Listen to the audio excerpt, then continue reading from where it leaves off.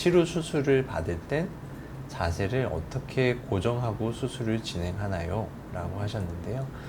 보통은 대표적인 자세는 환자가 이렇게 엎드려서 수술을 하게 돼요.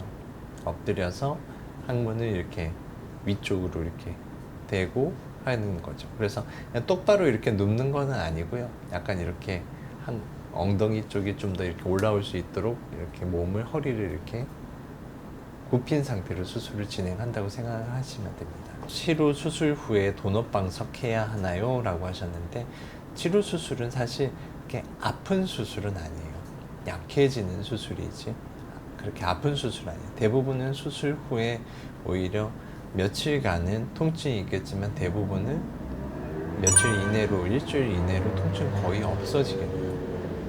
그래서 대부분의 경우에는 돈업방석을 꼭 하지는 않는데, 본인이 해서 편하시다면 하시는 게 좋겠죠.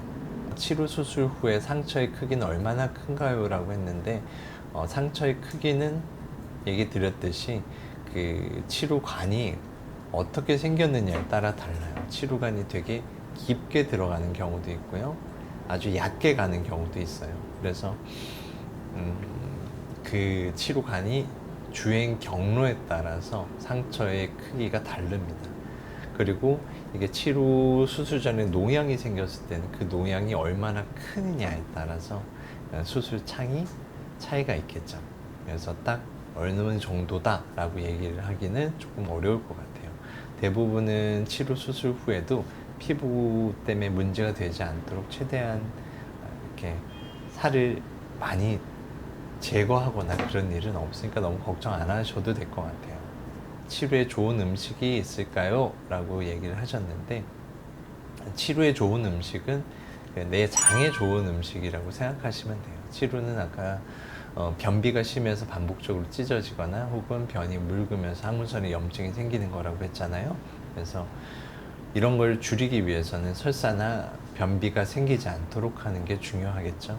그래서 그런 것들을 피하기 위해 식이섬유가 풍부한 음식들을 잘 드시는 게 중요하다라고 생각하시면 되겠습니다. 치열 환자는 치료 수술하면 같이 수술하게 되나요? 라고 했는데요.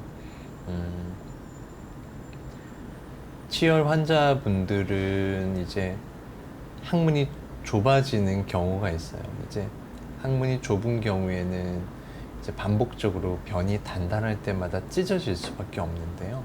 그러면 그 찢어진 게 반복돼서 결국 염증이 생기고 고름이 생겨서 치루가 생기게 되잖아요.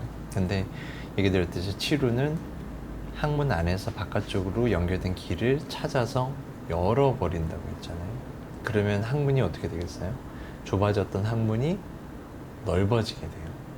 그러면 그러니까 항문이 좁아져서 찢어졌던 환자는 같이 해결이 된다고 생각하시면 돼요. 그래서 이게 치열이 반복돼서 치루가 생긴 사람은 치루를 수술하면서 항문이 확장되는 효과가 있기 때문에 치열 수술을 따로 하거나 그런 건 아니다, 이렇게 생각하시면 되겠습니다.